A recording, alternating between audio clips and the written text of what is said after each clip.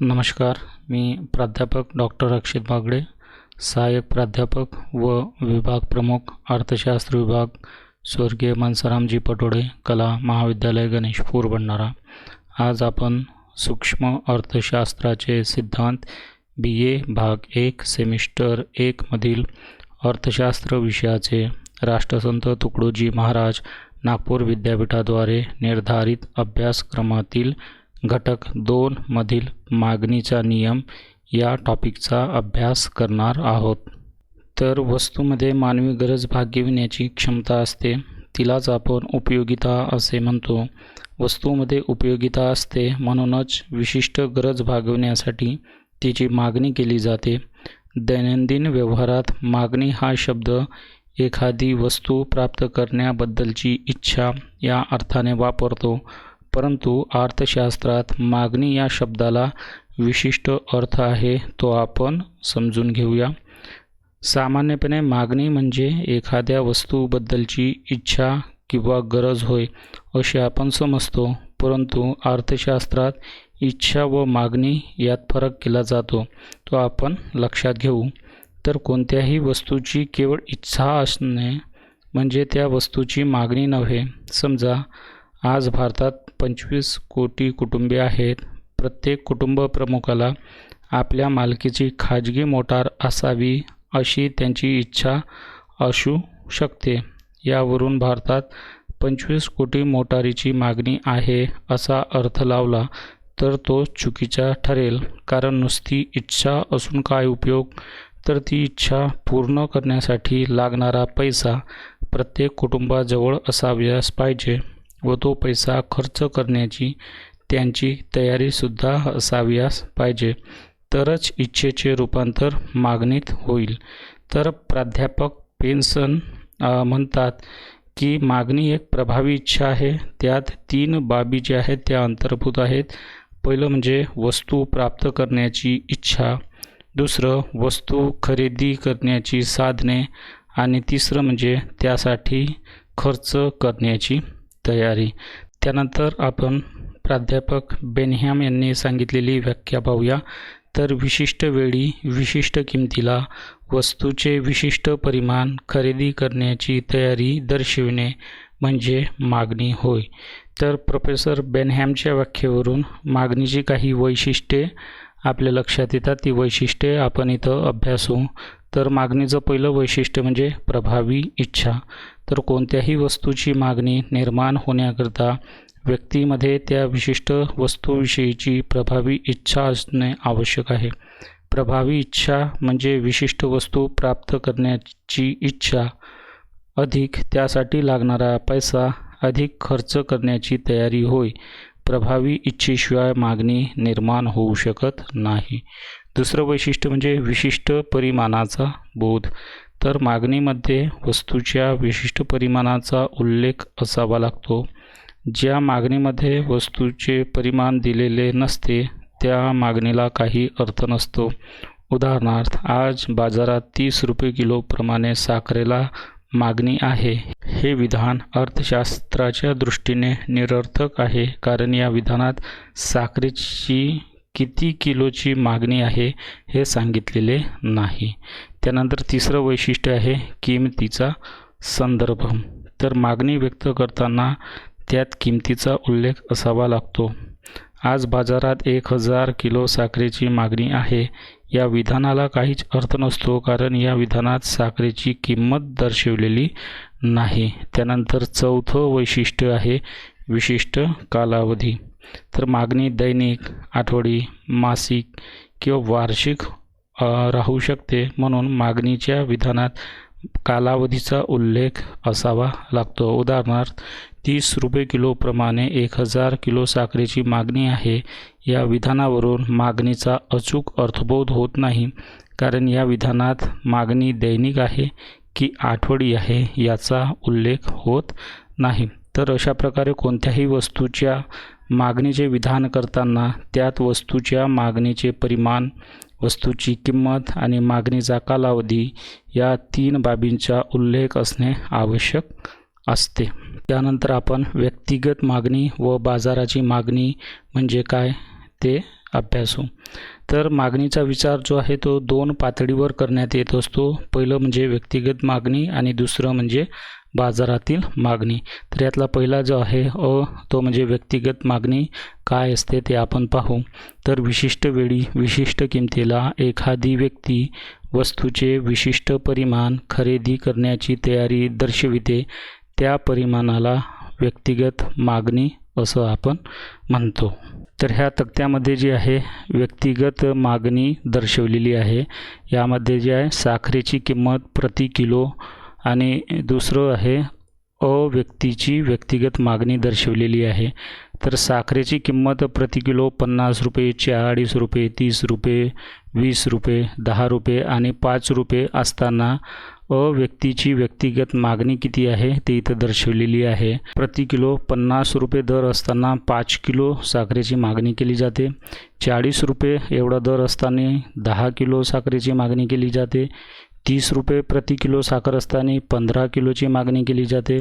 20 रुपये एवढं दर असताना 20 किलो साखर एवढी मागणी केली जाते. 10 रुपये किंमत असताना 30 किलो साखरेची मागणी केली जाते. तर 5 रुपये किंमत असताना 35 किलो साखरेची मागणी केली जाते.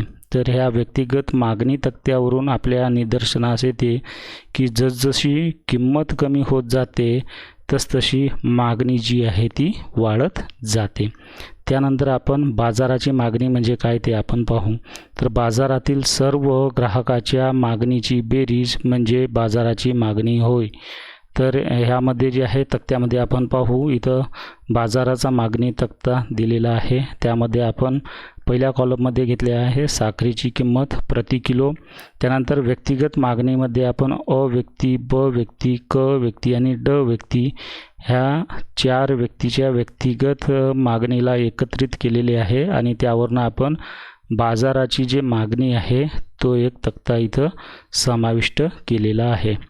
तर 50 रुपये एवढे दर असताना व्यक्ती 5 किलो साखरेची मागणी करतो, ब व्यक्ती 4 किलो, क व्यक्ती 3 किलो आणि ड व्यक्ती 4 किलो. तर अशा प्रकारे जे आहे 50 रुपये किंमत असताना बाजाराची जी एकूण मागणी आहे ती 16 किलो साखरेची असते. तर जशी जी किंमत इथं कमी होत जाते तसतसं आपण पाहत आहोत की बाजाराची मागणी जी आहे ती वाढत आहे.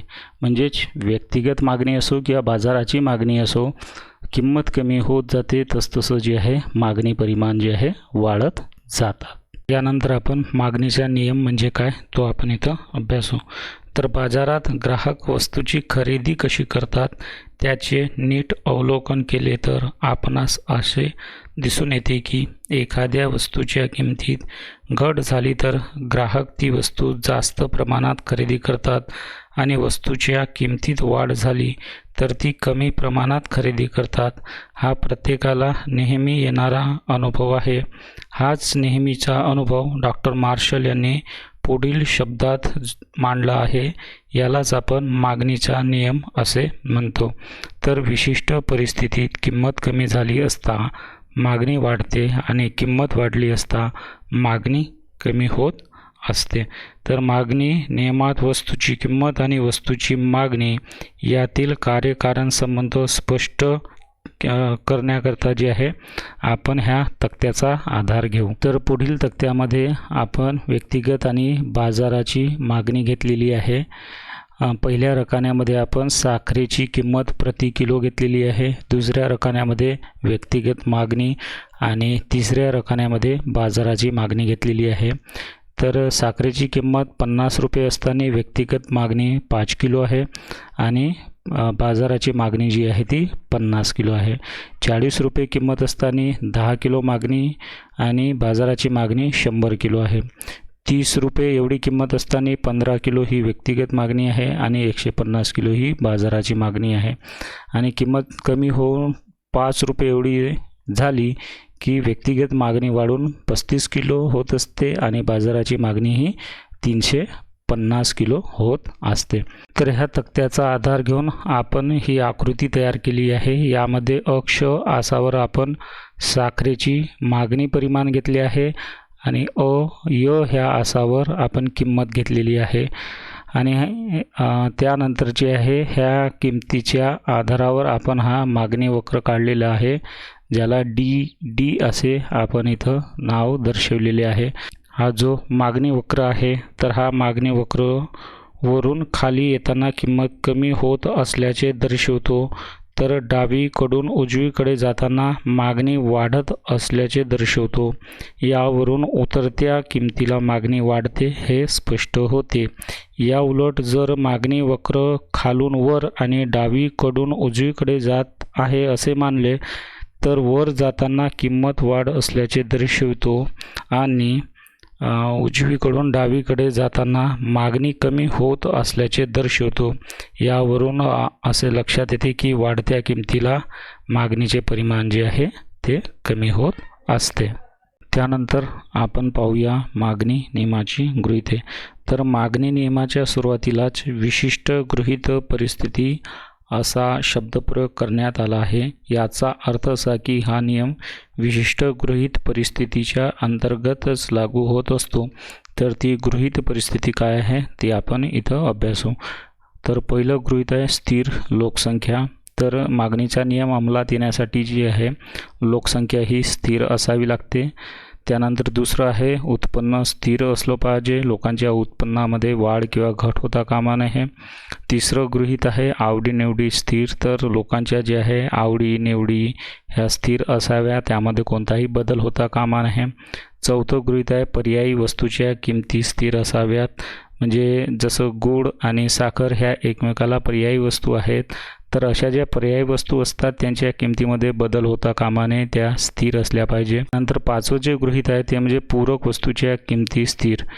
तर ज्या पूरक वस्तू असतात त्यांच्या किमतीसुद्धा स्थिर असाव्यात. त्यानंतर सहावं जे गृहीत आहे ते म्हणजे भौगोलिक परिस्थिती स्थिर असावी, म्हणजेच त्यात कोणताही बदल होता कामा नये. सातवं जे गृहीत आहे ते म्हणजे वस्तूला प्रतिष्ठा मूल्य असू नये, म्हणजे ती वस्तू मूल्यवान असू नये, ती सामान्य वस्तू असली पाहिजे. आणि शेवटचं जे गृहीत घेतलं आहे ते म्हणजे उपयोगितेत बदल होता कामा नये, म्हणजे ज्या वस्तूचा आपण उपभोग घेत आहोत तिची उपयोगिताही बदलता कामा नये, ते स्थिरच असली पाहिजे. तर अशा ह्या 8 गृहीतावर हा मागणीचा नियम जे आहे ते अवलंबून आहे. म्हणजे ही जर परिस्थिती कायम असेल तरच मागणी नियम आपल्याला प्रत्ययास येतो. ह्या गृहीतापैकी एकही जर गृहीत बदलले तर मागणी नियम आपणास प्रत्ययास येत नसतो. त्यानंतर आपण अभ्यासू मागणी नियम अंमलात येण्याची कारणे कोणती आहेत. तर मागणीचा नियम व्यवहारात अनुभवास येण्यासाठी किंवा मागणी वक्र डावीकडून उजवीकडे उतरत जाण्याची कारणे जी आहेत ते खालीलप्रमाणे आपणास सांगता येईल. तर पहिलं कारण आहे घटत्या सीमांत उपयोगितेचा नियम. तर मागणीचा नियम घटत्या सीमांत उपयोगितेच्या नियमावर आधारित आहे. जेव्हा उपभोक्ता वस्तूचे नग खरेदी करतो तेव्हा त्या वस्तूची सीमांत उपयोगिता जी आहे वाढत्या खरेदीसोबत कमी कमी होत जाते. उपभोक्ता वस्तूची खरेदी करताना तिला तिच्या सीमांत उपयोगिते इतकी किंमत देतो, म्हणून किंमत कमी असताना तो त्या वस्तूचे जास्त नग खरेदी करतो. या उलट जेव्हा उपभोक्ता कमी नग खरेदी करतो तेव्हा त्या वस्तूची सीमांत उपयोगिता जास्त असते, म्हणून जास्त किंमत असताना तो कमी नग खरेदी करत असतो. त्यानंतर दुसरं जे कारण आहे ते म्हणजे उत्पन्न प्रभाव. तर वस्तूची किंमत कमी झाली असता उपभोक्त्याचे वास्तविक उत्पन्न वाढते. वस्तूचे तेवढेच नग खरेदी करण्यासाठी त्याला आता कमी खर्च करावा लागतो, म्हणून उपभोक्ता उरलेल्या पैशातून तो त्याच वस्तूचे जास्त नग खरेदी करतो. या उलट वस्तूची किंमत वाढली असताना त्याचा खर्च वाढतो, म्हणजेच त्याचे वास्तविक उत्पन्न कमी होते आणि वस्तूचे कमी नग खरेदी करतो. यालाच उत्पन्न प्रभाव असे आपण म्हणतो. तर उत्पन्न प्रभावामुळेच उपभोक्ता कमी किमतीला जास्त नग आणि जास्त किमतीला कमी नग खरेदी करत असतो. त्यानंतर तिसरं कारण आहे प्रतिस्थापन प्रभाव. तर एखाद्या वस्तूची किंमत जर कमी झाली तर उपभोक्ते त्या वस्तूचा इतर पर्यायी वस्तूच्या ऐवजी वापर करतात. उदाहरणार्थ साखरेची किंमत कमी झाली तर उपभोक्ते गुळाऐवजी साखरेचा वापर करतात, त्यामुळे साखरेची मागणी वाढते. यालाच प्रतिस्थापन प्रभाव आपण म्हणतो. तर प्रतिस्थापन प्रभावात महाग वस्तूऐवजी स्वस्त वस्तूचा वापर केला जातो, त्यामुळे स्वस्त वस्तूची मागणी वाढते. त्यानंतर चौथं जे कारण आहे ते म्हणजे नवीन ग्राहकाचे आगमन. तर ज्या ग्राहकांना जास्त किमतीला वस्तू खरेदी करणे परवडत नाही असे ग्राहक वस्तूची कमी किंमत झाल्यास तिची खरेदी करतात, त्यामुळे वस्तूच्या मागणीत वाढ होत असते. त्यानंतर पाचवं जे कारण आहे ते म्हणजे वस्तूचे विविध उपयोग. तर काही वस्तूचे विविध उपयोग असतात, त्यापैकी काही उपयोग जास्त महत्त्वाचे तर काही कमी महत्त्वाचे असतात. उदाहरणार्थ विजेचा उपयोग दिवाबत्ती, पंखे, इस्त्री, स्वयंपाक, फ्रीज, मिक्सर, धुलाई यंत्र इत्यादीसाठी केला जाऊ शकतो. जर वीज महाग असेल तर तिचा उपयोग दिवाबत्ती, पंखे यासारख्या महत्त्वाच्या कार्यासाठीच केला जाईल, त्यामुळे विजेची मागणी कमी होईल. या उलट वीज जर स्वस्त झाली असेल तर तिचा उपयोग सर्वच कार्यासाठी केला जाईल, त्यामुळे विजेच्या मागणीत जी आहे ती वाढ होईल. त्यानंतर सहावं जे कारण आहे ते म्हणजे गरजेची कमी अधिक तीव्रता. तर एखाद्या वस्तूची गरज सर्वच उपभोक्त्याच्या दृष्टीने सारखीच तीव्र नसते. काहींची गरज अधिक तीव्र असते तर काहींची कमी तीव्र असते. ज्यावेळी वस्तूची किंमत जास्त असते त्यावेळी फक्त ज्यांची गरज अधिक तीव्र आहे अशीच उपभोक्ते वस्तूची खरेदी करतात, त्यामुळे जास्त किमतीला मागणी कमी असते. या उलट वस्तूची किंमत कमी झाली की ज्यांची गरज कमी तीव्र आहे असेही उपभोक्ते वस्तूची खरेदी करतात, त्यामुळे कमी किमतीला मागणी जास्त असते. तर अशा प्रकारे आपण जे आहे मागणी नियम अंमलात येण्याची कारणे कोणती आहेत त्याचा इथं आपण अभ्यास केलेला आहे. त्यानंतर आपण मागणी नियमाला असलेले अपवादाचा अभ्यास करू. तर मागणी नियमाला काही अपवाद सांगितले जातात. त्यातला महत्त्वाचा अपवाद म्हणजे गिफेनचा विरोधाभास होय. तर इंग्लंडचा अर्थशास्त्रज्ञ रॉबर्ट गिफेन यांच्या मते कनिष्ठ वस्तू मागणी नियमाला अपवाद असतात. त्यांच्या मते कनिष्ठ वस्तूच्या बाबतीत किमतीत वाढ झाली असता त्या वस्तूच्या मागणी परिमाणात वाढ होते आणि किमतीत घट झाली असता मागणी परिमाणात घट होते. यालाच गिफेनचा विरोधाभास असे म्हणतात.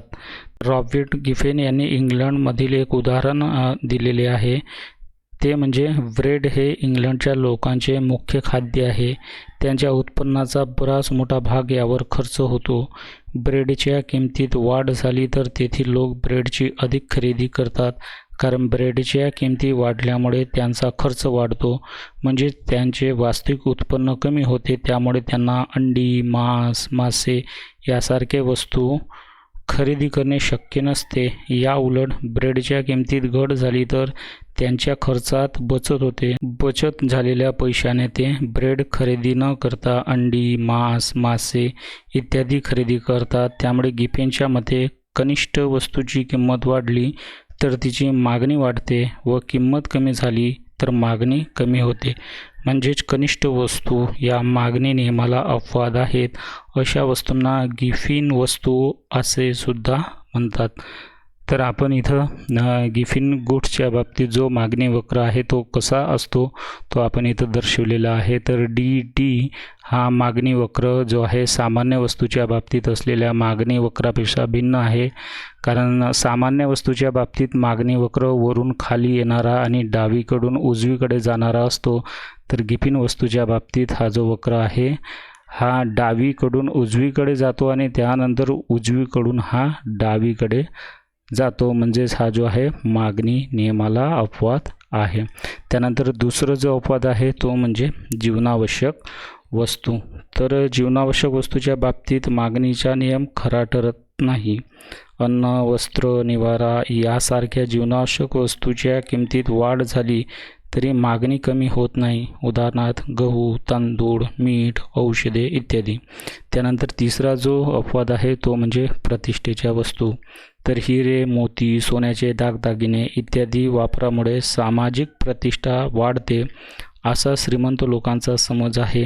या वस्तूचा वापर समाजातील मोजक्याच व्यक्ती करतात. त्यामुळे अशा वस्तूच्या किमतीत घट झाली तरी सामान्य व्यक्ती त्या वस्तूची मागणी करत नाही.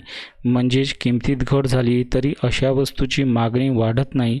तसेच अशा वस्तूच्या किमतीत वाढ झाली तरी समाजातील श्रीमंत वर्ग आपली प्रतिष्ठा टिकवून ठेवण्यासाठी या वस्तूची मागणी कमी करत नाही.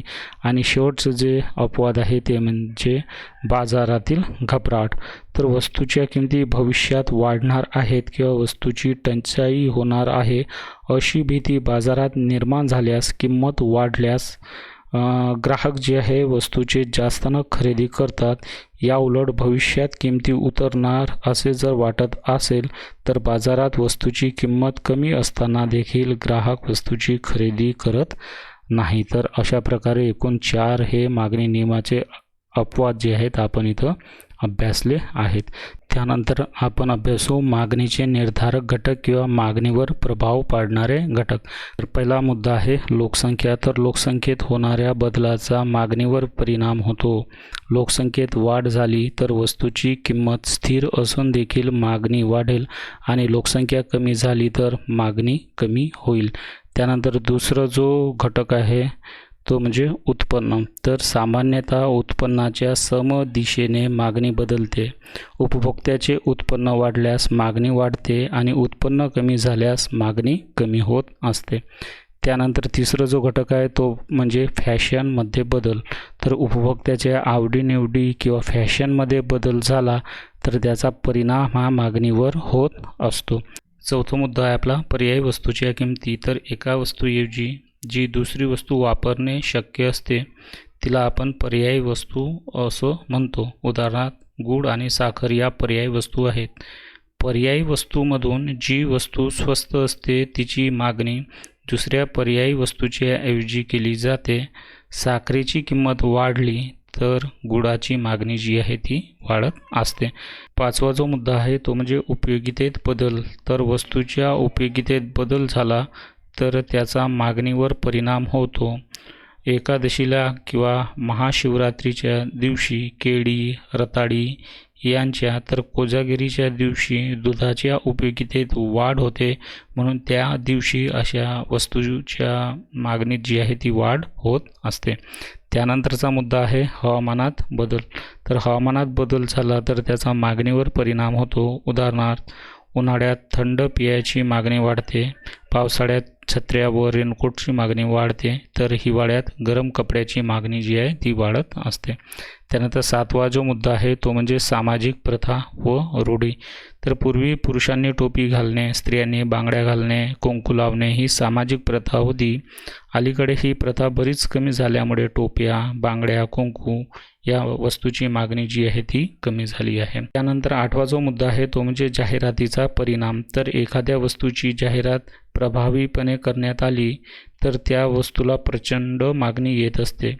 उदाहरणार्थ माझ्या सौंदर्याचे रहस्य म्हणजे लक्स सोप असे एखाद्या अभिनेत्रीने जाहिरातीत म्हटले की तरुण तरुणी त्या साबणाची खरेदी करीत असतात. त्यानंतर 9वा जो घटक आहे तो म्हणजे पैशाचा पुरवठा. तर चलनातील पैशाचा पुरवठा वाढला तर लोकांजवळील पैसा वाढेल आणि त्यामुळे वस्तूच्या मागणीत जी आहे ती वाढ होईल. या उलट पैशाचा पुरवठा कमी झाला तर लोकांजवळचा पैसा कमी होऊन मागणीत घट होईल. त्यानंतर 10वा आणि शेवटचा मुद्दा आहे भविष्यकालीन किमतीचा अंदाज.